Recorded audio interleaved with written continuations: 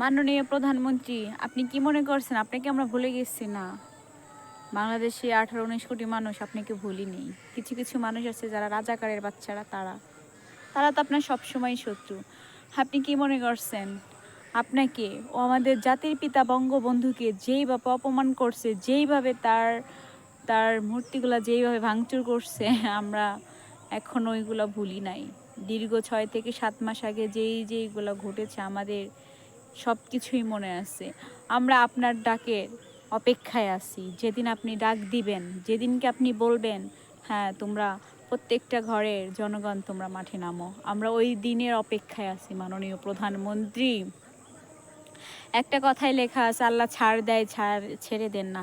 যেই দিন ওই রাজাকারের বাচ্চাদের রশি দিয়ে ধরবে, ওই দিনকে ওই রাজাকারের বাচ্চাদের কেউ বাঁচাইতে পারবে না। জয় বাংলা, জয় বঙ্গবন্ধু, জাগো জাগো জাগো, মুজিব সৈনিকের জনগণ জাগো।